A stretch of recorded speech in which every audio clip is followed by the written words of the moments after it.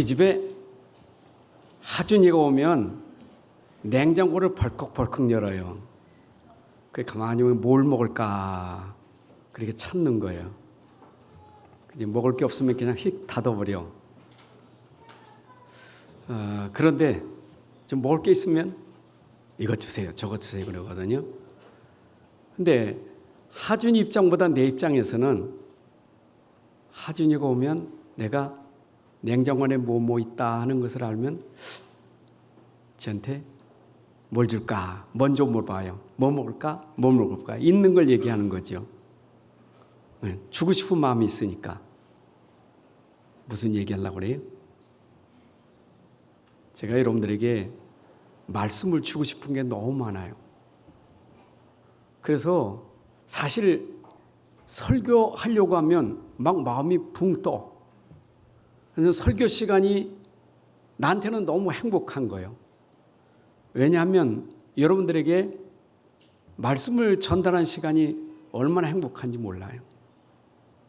근데 그 말씀 속에 있는 것이 한계가 있는 게 아니라 한계가 없어요. 왜냐하면 이 어마어마한 66권의 말씀이 복음 하나 가지고 요리해서 주는 거기 때문에 복음만 알면 어느 성경이든지 그걸 가지고 잘 요리해서 여러분들에게 전달해 주는 거예요. 그러니까 복음 하나 알면 성경에 있는 말씀이 전부 얼마나 꿀송이 같아. 얼마나 좋은 말씀인지, 얼마나 행복한 말씀인지 몰라요. 그래서 여러분들이 진짜 누림이 되려면 오늘 은혜의 말씀으로 누림이 되셔야 돼. 나의 누림은 다른 거 없어요. 하나님 주신 은혜의 말씀, 복음이 나의 누림이에요. 여러분 세상에 행복한 거 뭘로 행복할 수 있겠어요? 세상 사람들이 행복이 없어서 행복을 많이 찾아다닙니다. 근데 세상 사람이 모르는 행복을 나는 찾았어. 100%. 나에게 행복은 오직 복음. 이거밖에 없어요. 얼마나 행복이냐? 이거 하나면 좋게. 부족함이 없어.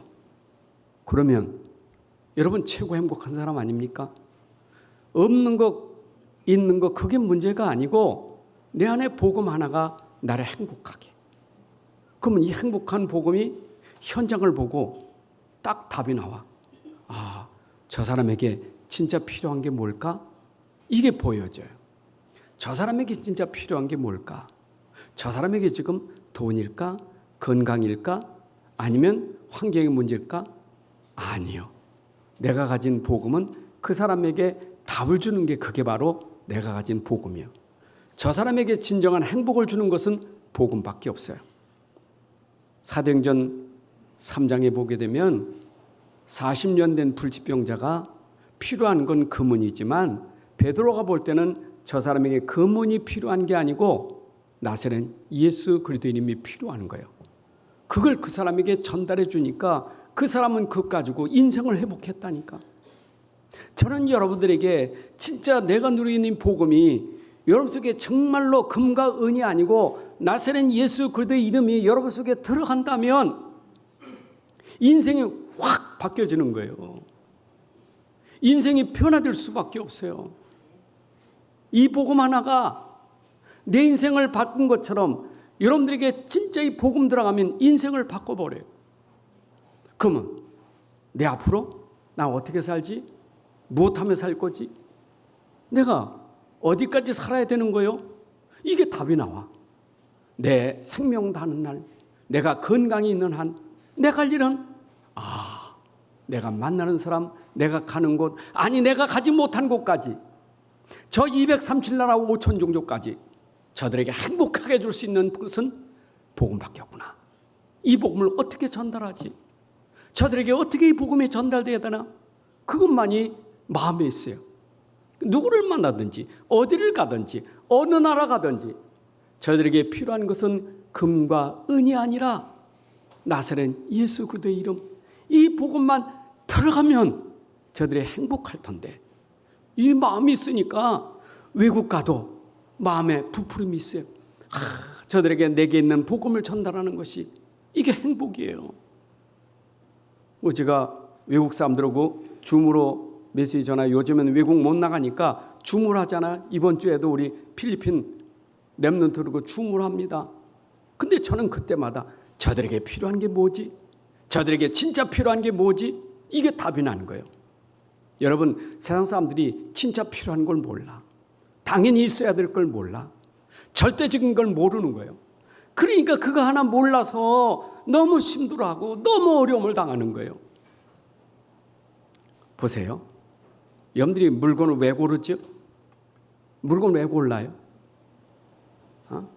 옷은 왜 골라요? 그러니까 우리 사람하고 이마트 가면 난 카트만 끌고 다니거든. 그 남자들은 카트만 끌고 다녀. 주로 여자들은 가서 골라. 근데 이거 꺼냈다가 다시 집어넣었다가 꺼냈다. 왜 그래요? 왜 골라요?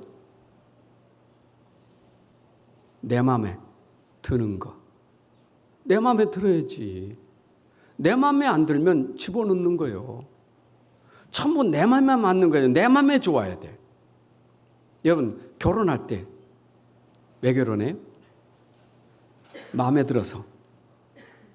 마음에 안 드는데 어떻게 결혼해? 마음에 들어서 결혼하지. 조금 살아봐요. 진짜 마음에 드는 것이 진짜인지. 여러분, 세상에는 마음에 드는 것 완전한 거 없어요. 세상에는 완전한 거 없어요. 마음에 드는 거 하나도 없어요. 근데 사람들은 평생 동안 내 마음에 맞는 게 뭘까? 이거 찾아다니는 거예요. 여러분, 음식을 먹어도 내 마음에 맞는 음식이 있어요? 먹으면 또 질력나고 또 질력나고. 오직하면 저 강남에 직장 다니는 사람들이 맨날 식당 밥 먹고 시켜다 먹으니까 질력나가지고 도시락 싸가지고 다닌대. 여러분, 그것도 맨날 맛있는 거지만 그게 먹는다고 좋은 거 아니에요? 한계가 있어요. 하물며 사람 마음에 드는 사람 아무도 없어요. 아무도 없어요. 여러분 마음에 드는 아무도 없어요. 근데 착각해. 착각한 게 저 사람도 나 마음에 들어요, 안 들어요? 안 들어. 나도 마음에 안 들지만 저 사람도 마음에 안 들어. 근데 저 사람이 내 마음에 안 든다는 걸 몰라. 내가 마음에 안 드는 것만 알지 저 사람도 내 마음에 안 드는 걸 몰라. 왜냐? 저 사람은 좀 못하고 나는 괜찮아. 나는 좀 괜찮은 사람이요. 괜찮은 사람이니까 저 사람 보면 사람 말이야. 왜 저러지? 이래 되는 거예요. 제가요, 이런 부분에서 얼마나 인생을 쏟고 살았는지 몰라. 나는 착각이 그래도 세상 사람 가운데, 그래도 목사님들 가운데, 신자들 가운데 나는 괜찮은 사람이요. 이게 내 착각이었어. 그러니까 교회 다니는 사람들도 내가 보면 마음에 안 들어.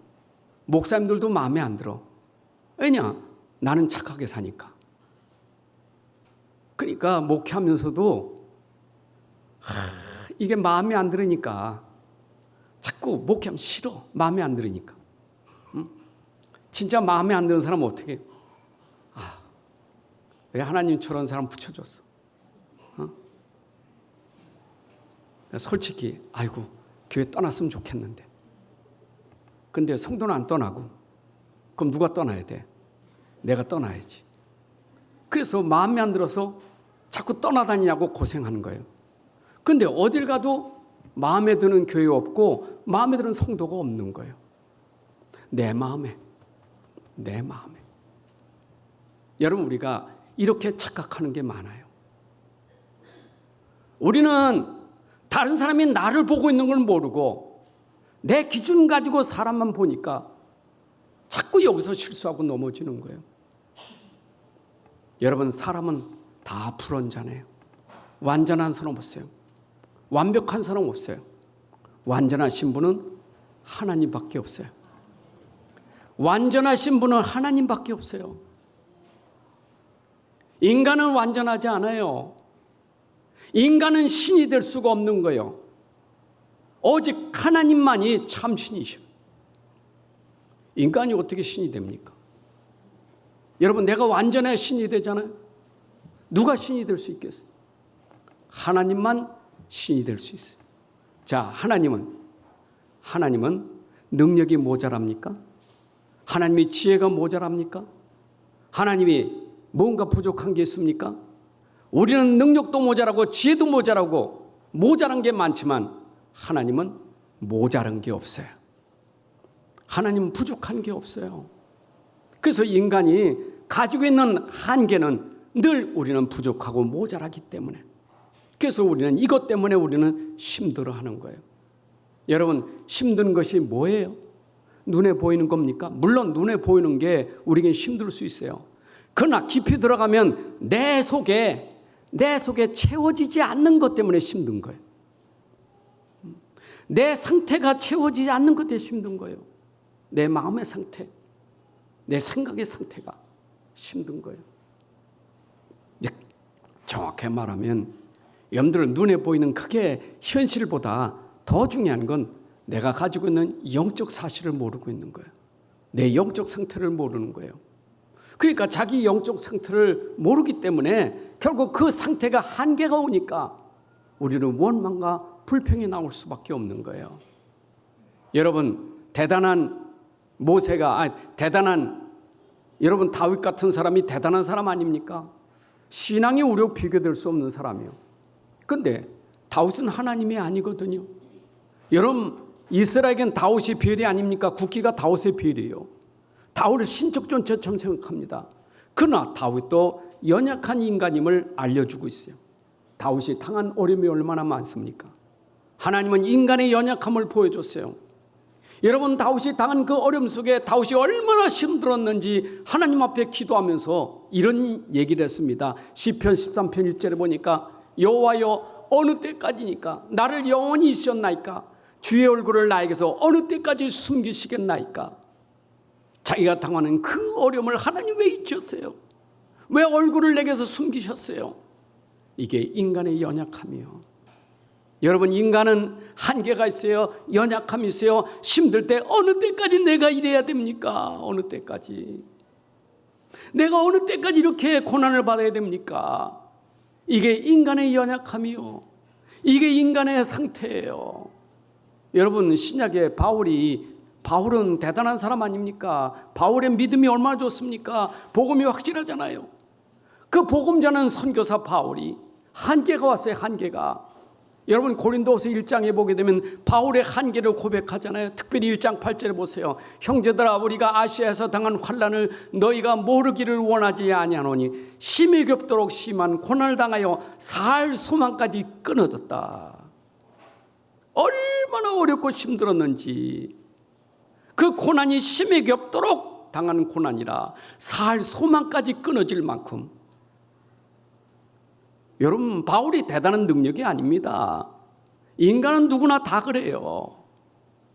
우리 모든 인생은 다 그렇게 한계가 있고, 그렇게 우리는 때로 힘들어서 하나님하고 원망하기도 하고 그렇잖아요. 그게 우리 인간의 모습이에요. 저는 제가 그렇게 하는 것이 용납이 안 됐어. 그래서 그런 말씀을 좋아했지. 옛날에 부흥회 할 때 부흥사가 따라하는데 그게 얼마나 좋은지, 은혜되는지. 한 번도 불평하지 마라. 한 번도 남을 미워하지 마라. 한 번도 거짓말하지 마라. 그게 얼마나 좋은지. 지키도 못하면서 좋은 얘기요. 여러분, 그런데 내가 안 되잖아요. 그게 안 되잖아요. 물론 내가 안 되는 게 속상한 거예요. 내가 불평하는 게 속상한 거예요. 내가 거짓말한 게 속상한 거예요. 왜냐? 나는 괜찮은 사람인데 왜 불평하지? 왜 원망하지? 이게 싫은 거예요. 저는요, 내가 뭘 해서 저 사람이 막 힘들고 어려우면 그 사람이 문제가 아니고 그렇게 한 내 자신이 너무 싫은 거예요. 잠을 못 자. 왜냐? 내가 대단한 사람인데 왜 내가 저 사람에게 저렇게 어렵게 해서 힘들게 하고 왜 고통을 주는가? 그게 내 연약함이요. 나는 괜찮은 사람인데 왜 내가 이런 일을 했지? 내가 왜 저 사람을 어렵게 만들지? 이게 내 연약함이요. 항상 그러니까 삶 속에 내가 완벽하고 완전한 사람으로 착각해가지고 스스로 고통을 당하는 거예요. 여러분, 그런 일이 한둘이겠어요? 얼마나 많겠어요? 그런데 그때 하나님 나에게 답을 주신 거예요. 그래서 저는 고린도후서 12장 1절부터 10절을 읽다가 답을 찾았어요. 그러게 바울이 기도하다가 자기의 연약함을 놓고 하나님 앞에 기도하는데 하나님의 응답이 그 문제가 네게는 족한 거예요. 그 가시가 네게는 족한 거예요. 왜? 너를 자고하지 않게 하려고 내가 너에게 준 은혜예요. 이거 깨닫고 바울이 고백한 게 내가 약할 때 나는 그리스도가 강함이라. 그거 깨달았어요. 내가 약하기 때문에 내 안에 강하신 그리스도가 계셔야 돼. 그래서 나는 오직 믿음이요. 그래서 나는 오직 그리스도요. 답을 찾게 된 거예요. 여러분, 인생이 답을 찾는 것은 세상의 말로 되는 게 아니에요. 하나님 말씀 속에서 답을 찾아야 돼요. 하나님 말씀 우리에게 답을 줍니다. 여러분, 하나님 우리에게 답을 주셨습니다. 그 답이 누구냐? 바로 예수 그리스도가 우리 인생의 답이에요. 여러분, 66권은 우리에게 답을 주는 책이에요. 하나님이 이 말씀 속에 우리에게 답을 줬어요. 답이 많았으면 어떻게 될 뻔했어요? 답은 하나밖에 없어, 하나. 하나님 우리에게 주신 답 한 가지. 요한복음 3장 16절, 하나님이 세상을 이처럼 사랑하사 독생자를 주셨으니 이는 저를 믿는 자마다 멸망하지 않고 영생을 얻게 하려 함이라. 멸망받을 나를 건져내서 영생 얻게 하는 길을 하나님의 사랑으로 아들을 내어 주신 거예요. 그 아들이 나를 위하여 십자가에 죽으신 거예요. 마땅히 나는 내 죄로 저주받고 재앙받고 멸망받아야 되는데 그 아들이 대신하여 내 죄를 대속하신 거예요. 이게 십자가예요. 여러분, 로마서 5장 8절에 우리가 아직 죄인 되었을 때 그리스도께서 우리를 위하여 죽으심으로 하나님께서 우리에 대한 자기의 사랑을 확증하셨느니라. 하나님의 사랑, 아들을 내어주셔서 그를 십자가에 죽게 하심으로 우리를 건져주신 줄로 믿습니다.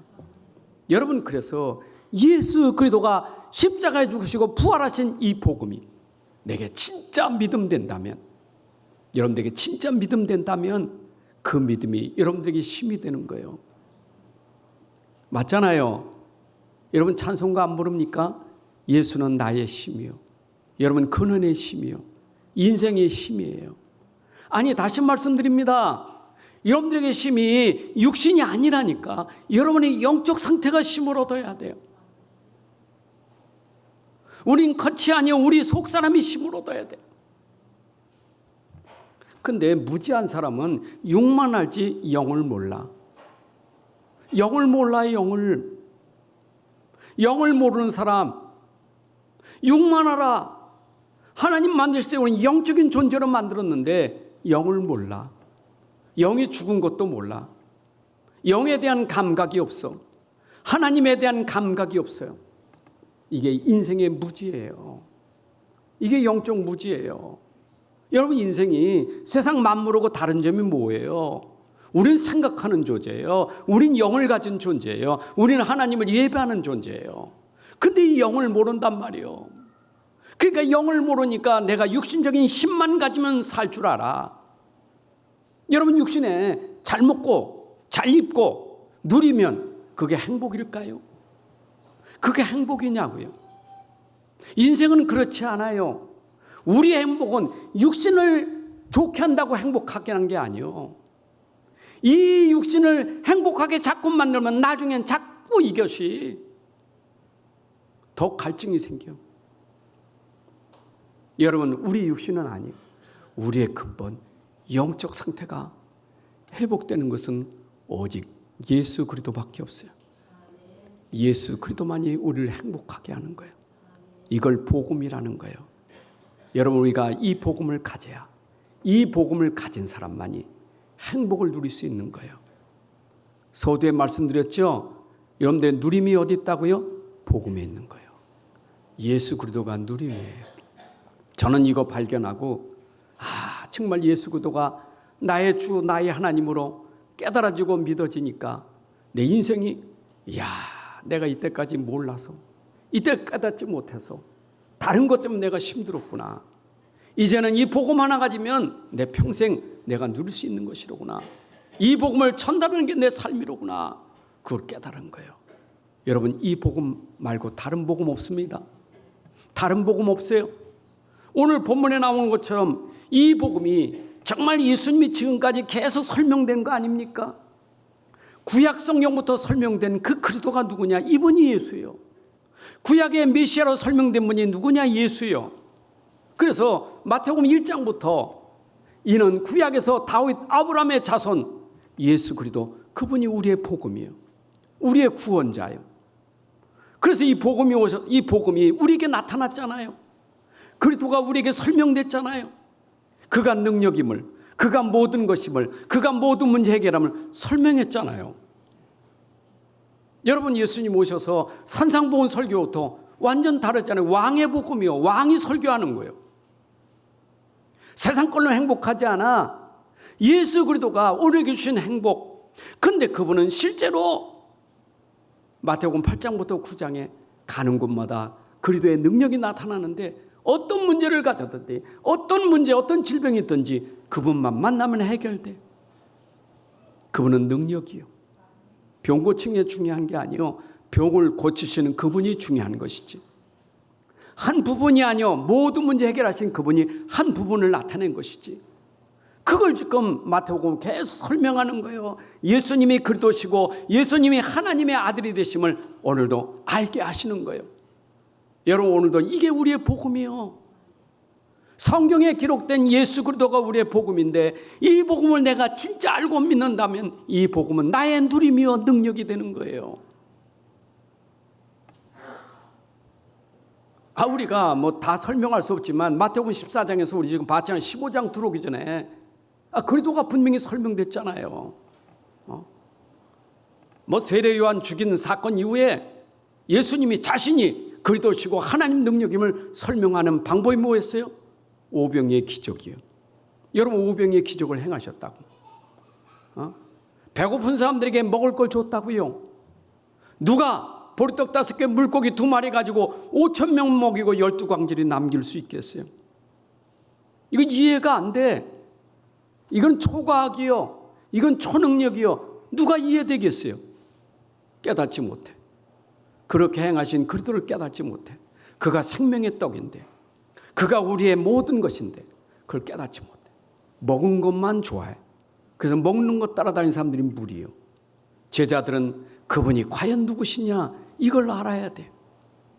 여러분들이 오병의 기적에서 역사를 행했다가 중요한 게 아니라 그 역사를 일으키신 그분이 오늘 내 안에 주님이라는 사실, 오늘 믿으시기 바랍니다. 이 사실을 가진 사람이 복음 가진 사람이요. 이게 진짜 믿음이요. 여러분, 무리를 걸어가는 게 중요한 게 아니요. 풍랑을 잔잔케 한 게 중요한 게 아니요. 어때 그분이 무리를 걸을 수 있는가? 어떤 분에게 저분이 풍랑을 잔잔하게 할 수 있는가?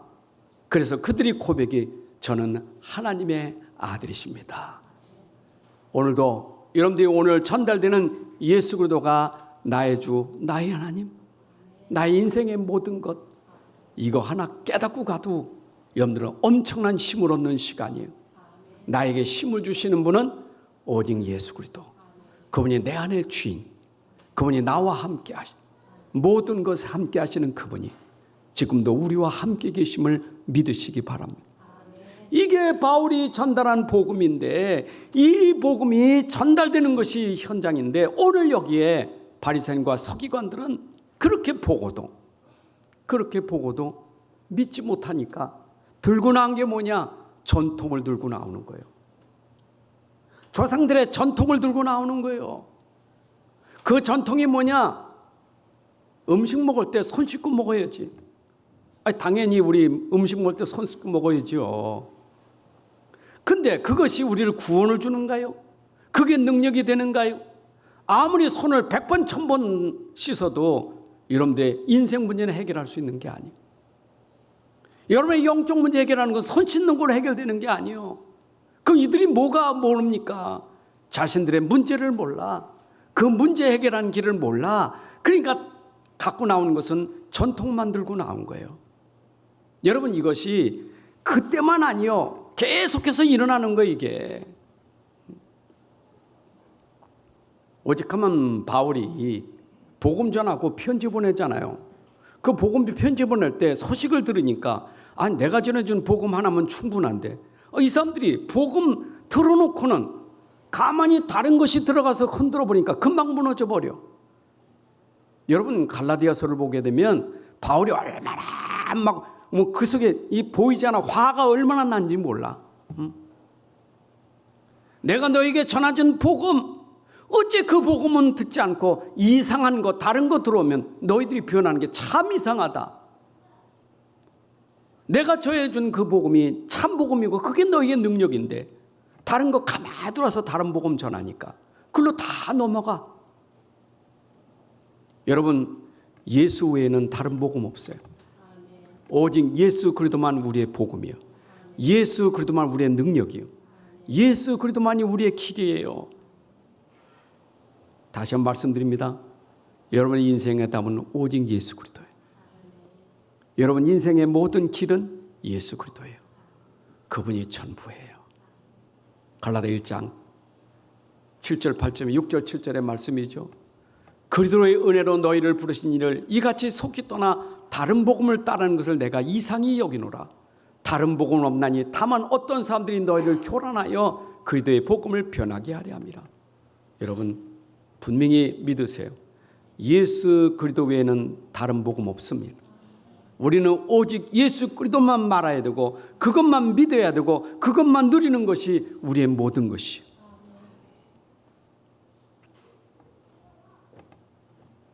그런데 세상이 지금도 속이고 있는 것, 마태복음 15장 1절부터 3절의 말씀 보게 되면 뭐라고 합니까? 그때 바리새인과 그때에는 뭡니까? 앞에서 있었던 일들이요, 오병이의 적을 행하시고 무리를 거하시고 병자를 고치시고, 그런데 그런 이후에 그걸 보고 바리새인들 서기관들이 믿어야 되지. 아니 저분이 하나님이시다, 이게 믿어야 되는데 이들이 가만히 보는 거예요. 뭘 봤느냐? 당신의 제자들이 어찌하여 장로들의 전통을 범하나이까? 떡 먹을 때 손을 씻지 아니하나이까? 여러분 얼마나 인간이 깨닫지 못하면 지금 그 가만히 보고 하는 얘기요, 가만히 보면서 시비를 거는 거예요.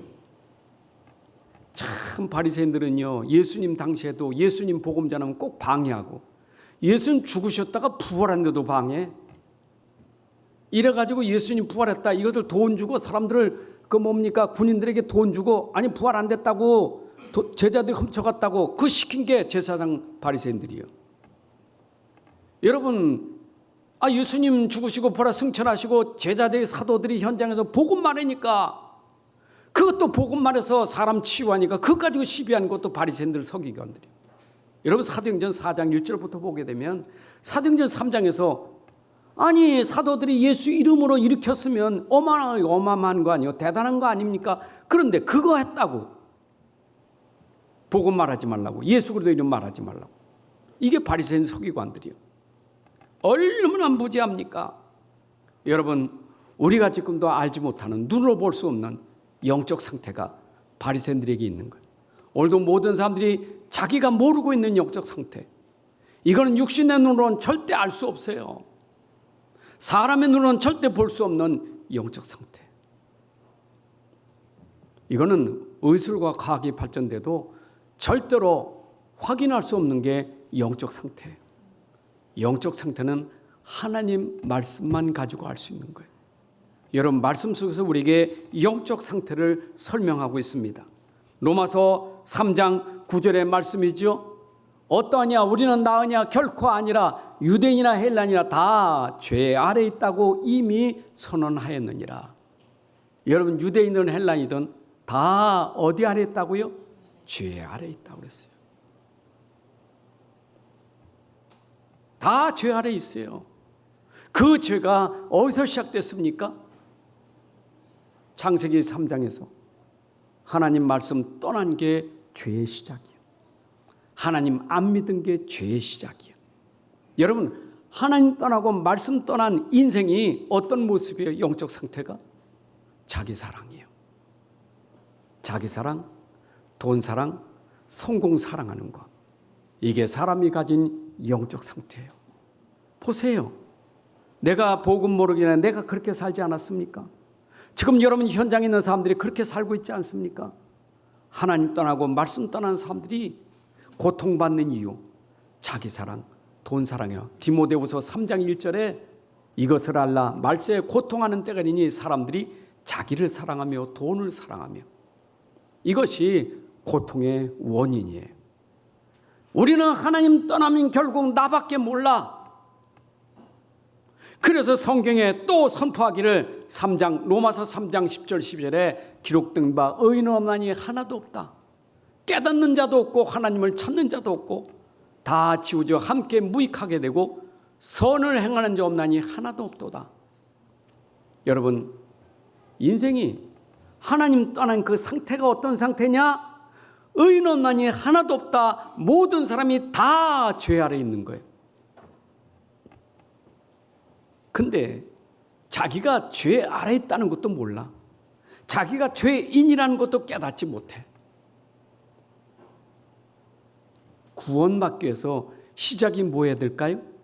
구원받기 위해서, 내가 복음받기 위해서 시작이 뭐냐? 회개하라. 그래야 천국이 임하는 거예요.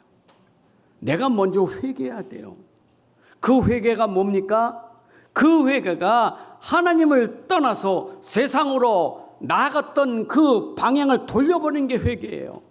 하나님 떠나서 내 마음대로 사는 것을 돌려보는 게 회개예요. 인생들이 하나님 떠나니까 자기 자신이 영적 상태에 걸려서 죄인인 걸 몰라. 여러분, 죄는 뭐예요? 그 싹은 사망이 이르는 거예요. 죄는 저주와 재앙이 임하는 거예요. 근데 참 사람들이 착각하지. 그 죄인이 무슨 선을 행한다고요? 무슨 선함이 있다고요? 선을 행하는 이 없나니 하나도 없다. 여러분, 이 땅에 죄인이 선을 행하는 것은 그것이 도리어 많은 사람들을 더 불행하게 만드는 거예요. 저는요, 석가님, 공자님 훌륭한 분 아닙니까? 세상에 착하게 살고 선하게 사는 분, 그분들을 견줄 사람이 어디 있겠어요? 그런데 성경을 보면 그들은 죄인이에요. 죄인이 선하게 산다는 것을 보여주니까 많은 사람들이 그게 답인 줄 알아. 그게 인생의 답인 줄 알아. 여러분, 우리에게 근본은 선함이 아니요. 우리의 근본은 내가 죄인이라는 것을 알고 빨리 죄에서 빠져나오는 것이 우리에게 시급한 것이지, 근본이 중요한 것이지, 그게 중요한 게 아니에요. 믿으십니까? 그런데 로마서 3장 19절에 보니까 이 사람들이 또 어디 있다고요? 우리가 알거니와 물은 율법이 말하는 바는 율법 아래 있는 자들에게 말하는 것이니, 율법 아래, 그리고 이 모든 입을 막고 온 세상으로 하나님의 심판 아래. 여러분, 지금도 자기 상태가 율법 아래, 죄 아래, 그리고 율법 아래, 심판 아래 있다는 사실을 모르고 있는 거예요. 하나님의 진노 아래 있는 걸 모르는 거예요. 여러분, 자기의 상태가 지금 율법의 종노릇하고 있다는 것, 죄의 종노릇하고 있다는 것, 이걸 모르는 거예요. 그잖아요. 자기가 지금 죄의 종노릇하고 마귀의 종노릇, 그걸 인지를 못해요. 얼마나 무지합니까? 이것이 인간이 가지고 있는 영적 상태예요. 근데 안타까운 것은 모른다는 거예요. 자기도 모르고. 또 그러니까 다른 사람 모르니까 자꾸 그것 답을 줘야지, 그걸 살려야 되지. 그건 모르고 자꾸 그 사람에게 바르게 살아, 착하게 살아니까 이게 얼마나 힘든 거겠어요. 여러분, 죄인이 어떻게 착하게 살 수 있겠어요? 율법 아래 죄 있는 사람 어떻게 착하게 사느냐고요? 착하게 산다고 그 의가 됩니까? 도저히 안 되는 일을 지금 하고 있는 거예요. 그게 바로 유대인들이에요. 자, 그래서 유대 종교가 모르고 있는 것이 뭐냐? 영적 상태다, 그 말이에요. 이들은 영적으로 무지하니까 영적 상태가 어떤 상태냐? 여러분 마태복음 11장 28절에 보게 되면 수고하고 무거운 짐진 자들아 다 내게로 하랬죠. 그럼 유대인들의 종교는 뭐냐? 바로 그게 수고하고 무거운 짐을 지고 있는 종교예요. 무엇 때문에 수고하고 있습니까? 그들이 종교 행위가 그들에겐 수고하고 있는 거예요. 무거운 짐이 뭡니까? 율법이라는 무거운 짐을 지고 있는 거예요. 그래서 유대 종교는 모든 종교의 표상이요. 종교가 전부 그렇게 똑같은 거예요. 복음 모르면 종교는 똑같아. 그러다 보니까 종교를 통해서 그들이 점점 짐이 무거워져. 그 수고가 종교 행위, 종교 생활하면서 더 무거워지는 거예요. 여러분 지금도 똑같아요. 깨닫지 못하면 사람들이 지금도 교회 다니는데 종교 생활한다니까. 여러분 종교 생활은 육신이요, 육신. 영적이 한 육신이지. 그 종교가 육신 종교예요. 그렇잖아요.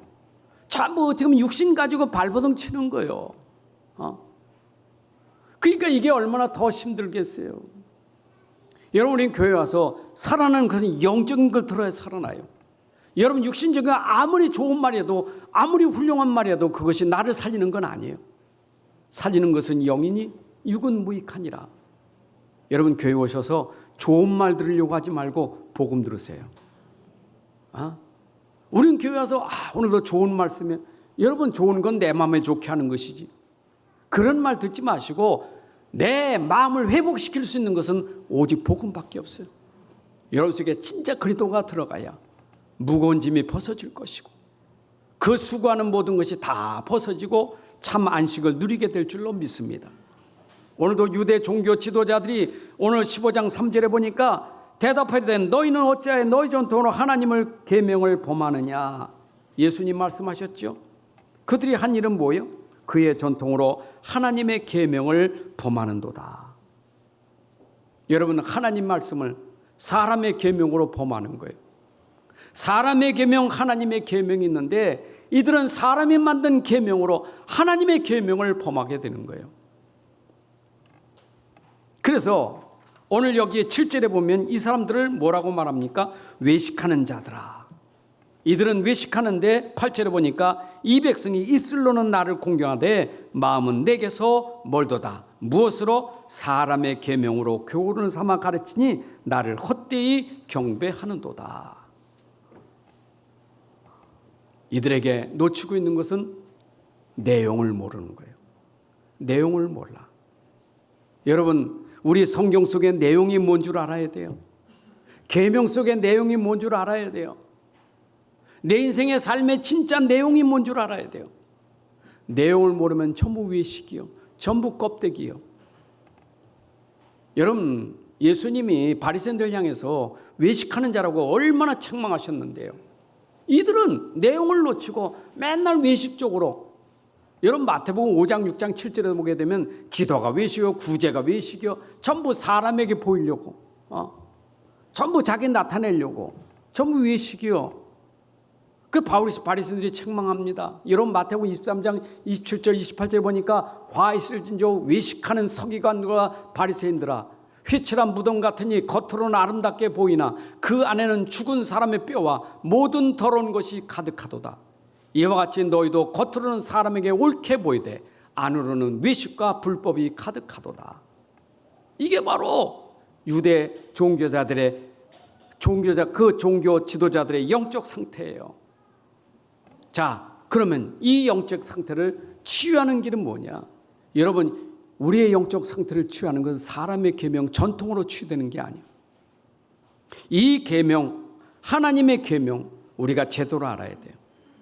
그래서 유대인들이 무지로 만든 사람의 계명, 그것이 바로 전통, 율례, 제도 이런 것들로 그들은 자꾸 이거 해결하려고 영적 상태 이거 빠져나온 길이 아니에요. 자기들이 갇혀있는 영적 문제 해결하는 길이 전통과 율례와 제도가 아니에요. 이 사람들이요 얼마나 무지하냐. 10계명도 모자라서 613가지 계명을 만들어 놓고 계속 그걸 지켜야만 자기들이 의롭게 되는 줄 알아. 자기들이 죄에서 빠져나 의가 될 수 있는 길이 그 계명을 다 지켜야 되는 줄 알아.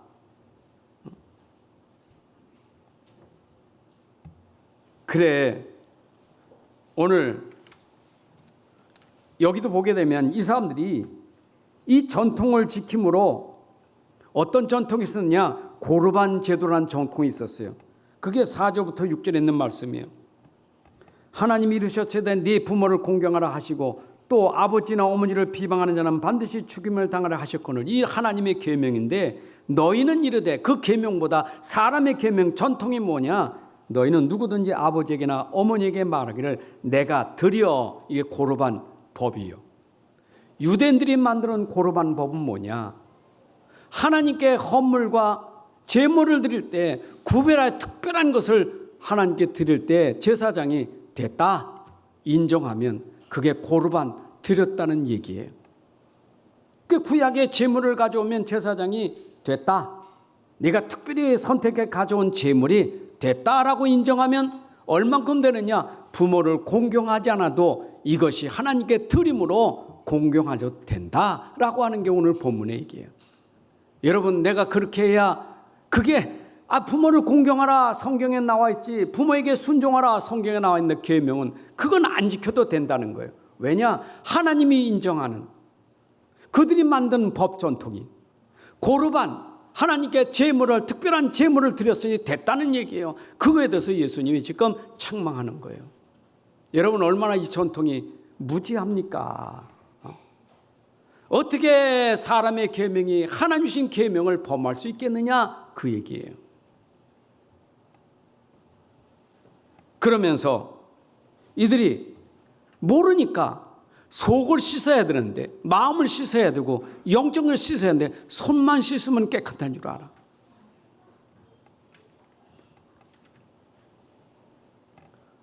여러분, 우리가 마가복음 7장 3절 4절에 더 정확하게 잘 나와 있어요. 그들은 손 씻는 게, 바리새인들과 모든 유대인들은 장로들의 전통을 지켜 손을 잘 씻고 잘 씻지 않고서는 음식을 먹지 않았어요.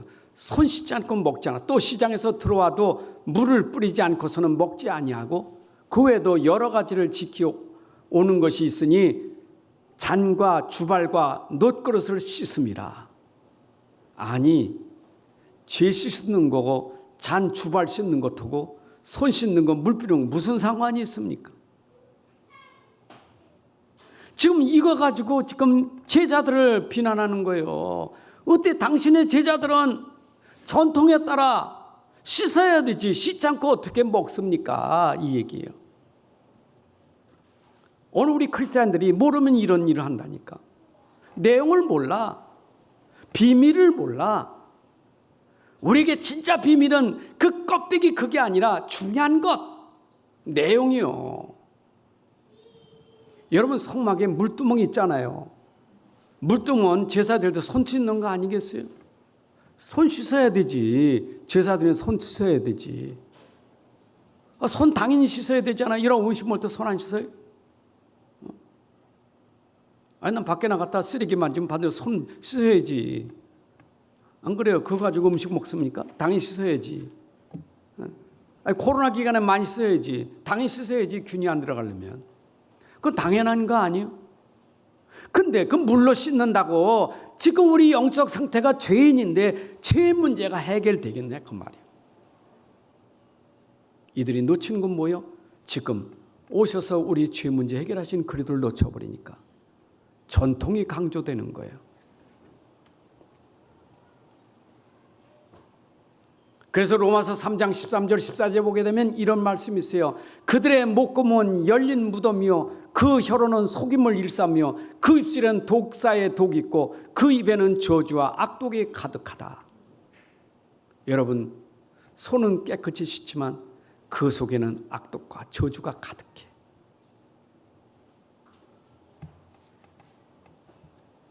구원받은 자가 율법 필요하지 않아요. 율법은 있어야 돼요. 왜? 율법은 내 죄를 씻기 위해서 알아야 되기 때문에 율법은 있어야 돼. 율법이 없으면 죄를 어떻게 합니까? 그러니까 율법을 통해서 내 죄를 발견하고 죄를 발견하면 씻어야 될 거 아니에요. 그 씻는 길은 손 씻는 게 아니라 예수 그리스도의 보혈로 씻어지는 거예요. 그게 하나님의 방법이에요. 로마서 7장 7절에 보게 되면 그런즉 우리가 무슨 말을 하래요? 율법이 죄냐? 그럴 수 없느니라. 율법으로 말미암지 않고는 내가 죄를 알지 못하니 율법에 탐내지 말라 하지 아니하느냐? 그런데 그것이 아니면 내가 탐심하는 것을 알지 못하느니 내 안에 탐심과 그리고 모든 범하는 죄를 알게 하는 것은 율법이에요. 그래서 이스라엘 백성들에게 구원받은 이스라엘 백성들에게 하나님이 율법을 계명을 주신 것은 너희는 구원받은 자가 아니냐. 구원받은 자는 이제 계명을 통해서 너희들이 이제는 하나님의 사람, 빛의 사람으로 현장 살려야 되기 때문에 계명을 지켜야 되는 거예요. 계명으로 구원받는 게 아니라 이제는 하나님의 사람이기 때문에 계명을 통해서 우리는 세상 살리는 빛이 되어야 될 줄로 믿습니다.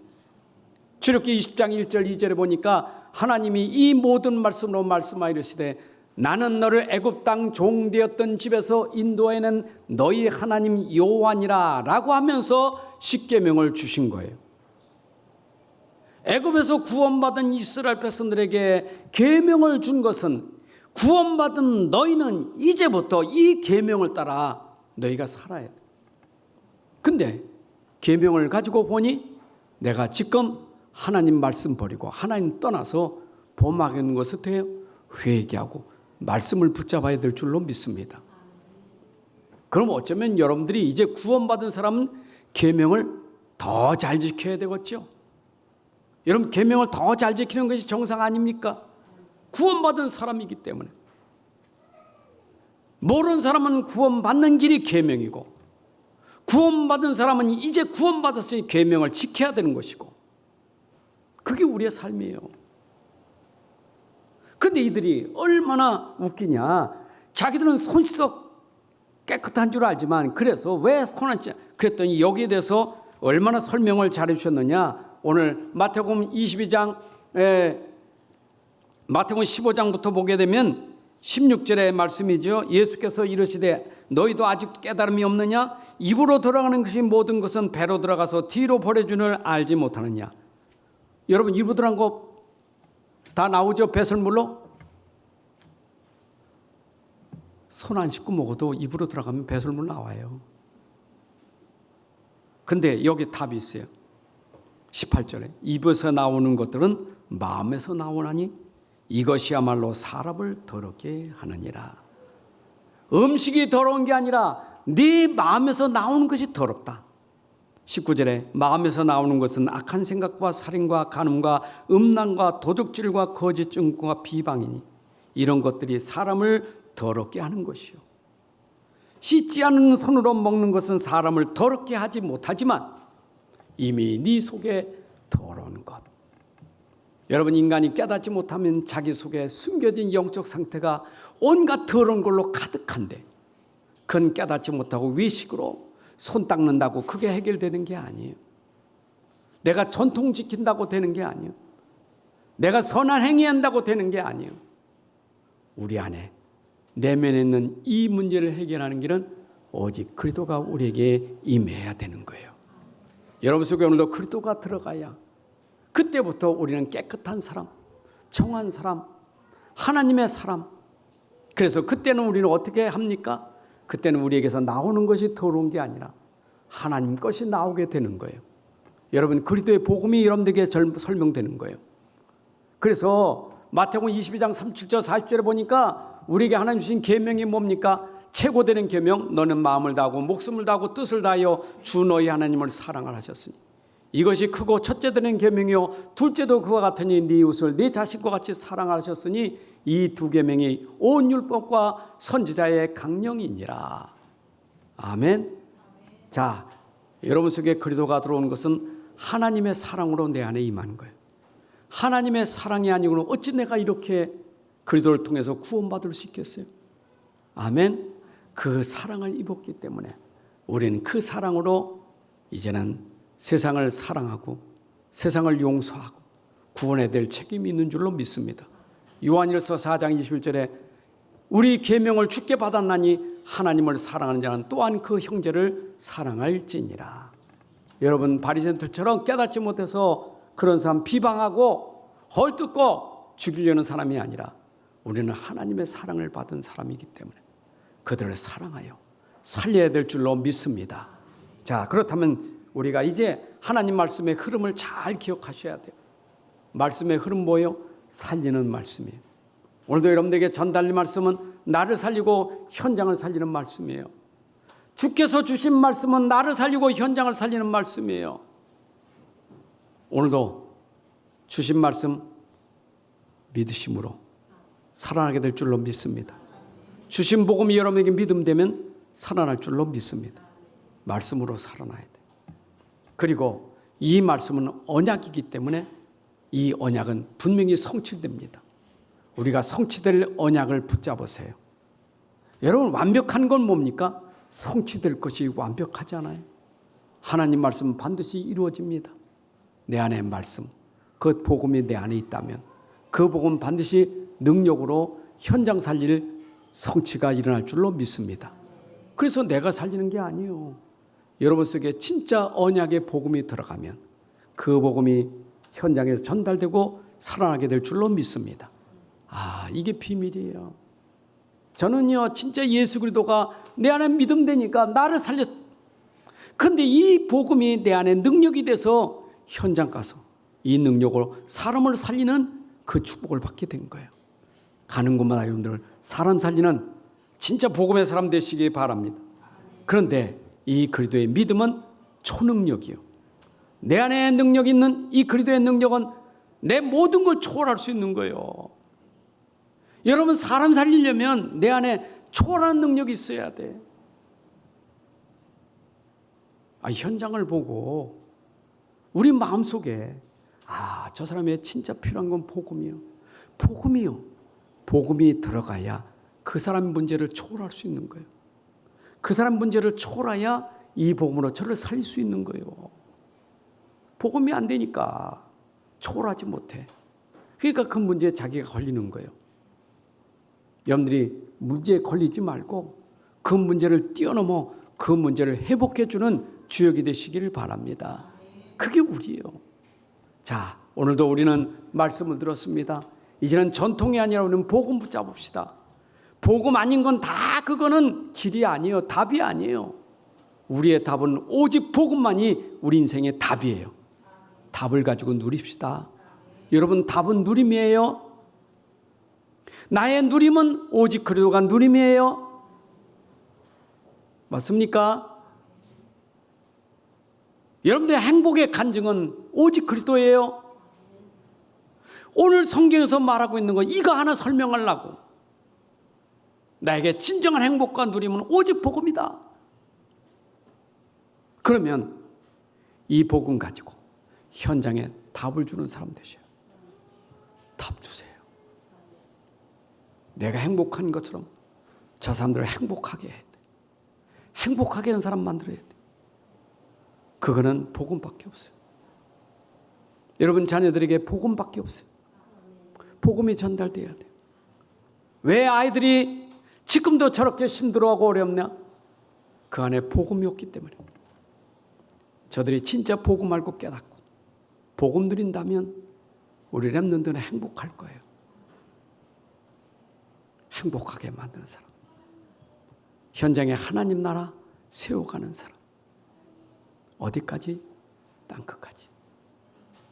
237 5천족적까지 이 복음을 전달해서 이 세상 살리는 주역이 되시기를 주님의 이름으로 축복합니다. 아버지 하나님 감사합니다. 말씀 속에 기록된 복음을 발견하고 깨닫게 하시니 감사합니다. 복음 아닌 다른 것으로 속이는 저 제사장과 바리새들이 아니라 우리는 예수님이 전해주시고 사도들이 전해준 복음이 우리 안에 분명한 답이 되게 하여 주옵소서. 이 복음 때문에 행복하게 하시고 이 행복한 복음이 전달되게 하셔서 이 복음으로 우리 현장이 치유되고 회복되는 역사가 일어나게 하여 주옵소서.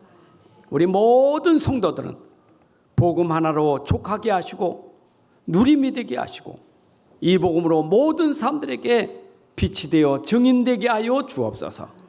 예수 그리스도의 이름으로 기도합나이다. 아멘. 이제는 우리 주 예수 그리스도의 은혜와 아버지 하나님의 크신 사랑과 성령의 인도 역사 충만하심이 오늘 함께 예배하는 주의 자녀들 머리 위에 가정과 산업과 후대 위에 이제부터 영혼까지 함께할지어다. 아멘.